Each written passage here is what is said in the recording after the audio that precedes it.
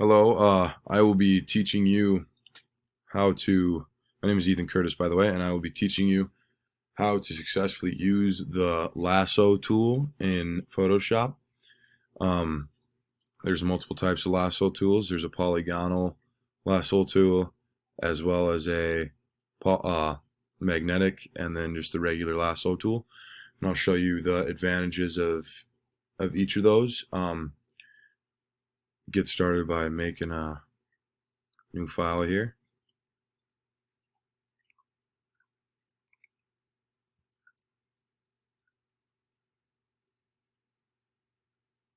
And I already have a photo here that I'm just going to drag in.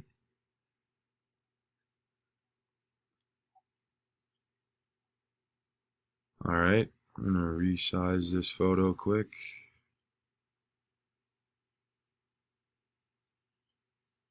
So here we have a duck, obviously, and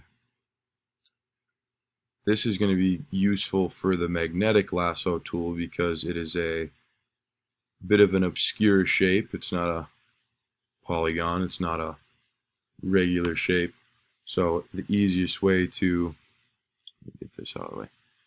The easiest way to select that duck, if that's all you wanted to select, so you could delete the background or you could edit just the object you're selecting, in this case the duck. You could edit the brightness, the opacity, contrast, whatever, just to select this one item so you can edit it how you so desire.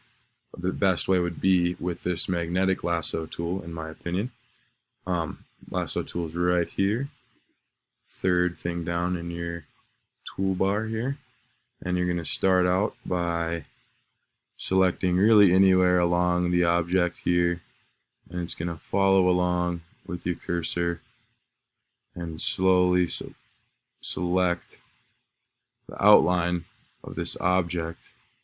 And you can see how it follows the cursor completely. Oops. You can click if it's not doing what you want it to do. Oh, very close, but the idea. Not going to be too picky here. Continue along the bottom here.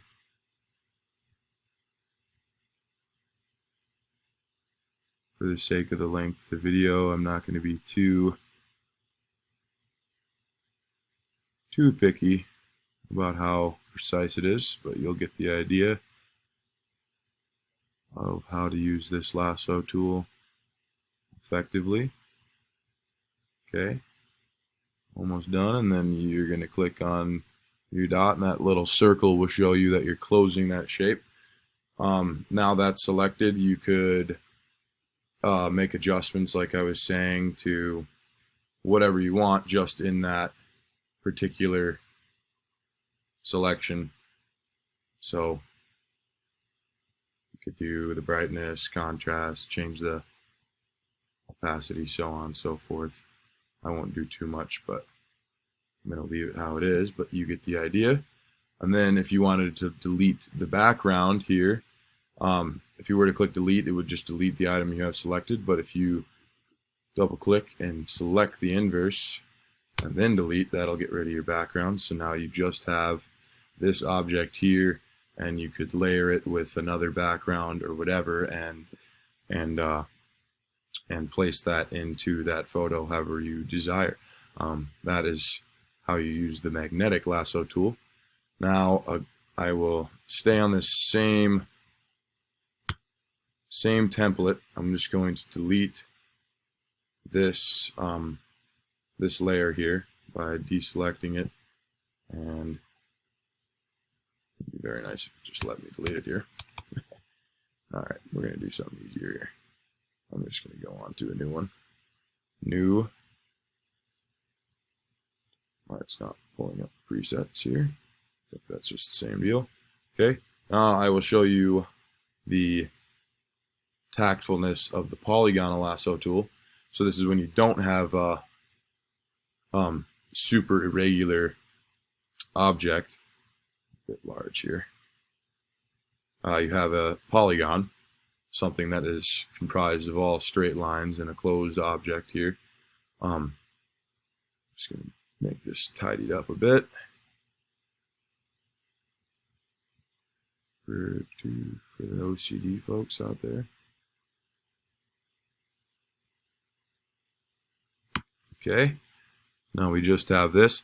If you wanted to just select this here skyscraper, which is what I'll do, just for the sake of time, the polygonal lasso tool is going to make that very easy. You could go along and select all of these different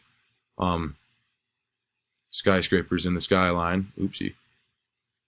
And you could change the sky, which would be kind of the most useful thing, or the most prevalent thing probably that somebody would be using this photo for. But you're going to go in, you're going to select your corner here, kind of comes to a point, and then you're able to draw a straight line with your lasso tool, which I will do all the way down to the bottom. It's a little bit off here. Redo that. Actually, I'll start from the bottom. It'll probably be a little easier. Okay. Why does it keep selecting a little off? I don't know. Okay. All right. That's awesome. It wants to do the wrong thing here. All right. There we go. That should be good. Okay. Then you're going to go up to your other corner. Now you have that roughly selected here. Again, for the sake of time, I'm not going to be too particular. Okay, we got that right now. My computer is awfully terrible at running Photoshop, so this is the results of that. Okay, I'm just going to select off, but you would obviously want to follow that line a little bit better than I did there. But you get the idea. Any closed shape that's comprised of all straight lines. Obviously, this works well for letters and shapes that aren't arced. So anything flat or anything straight, any straight-lined object, you can select and do the exact same thing that I did previously. It just enables you to zero in on just one object and do what you want to do.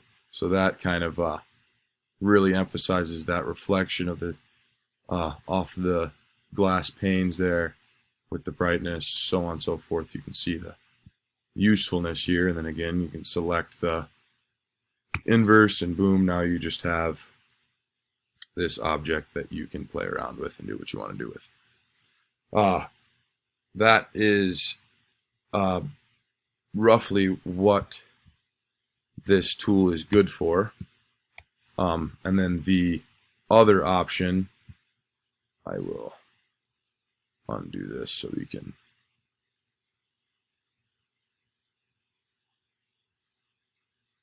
get an idea of how to use the deselect here with Command D. And then I'm going to show you just the straight up lasso tool, which would be good for very extreme, when you want to be extremely precise and you have a very obscure shaped object. This is going to work very well for you because it just follows along. Oopsie. As soon as you click, you hold down and it's just going to follow along with your cursor, yada yada yada. And you can just follow along, zoom in, be more precise obviously, but close the shape, and bada boom, you can do whatever you want with whatever is in that selection, which is very useful to make changes to your photos in Photoshop and be very precise in what you're changing.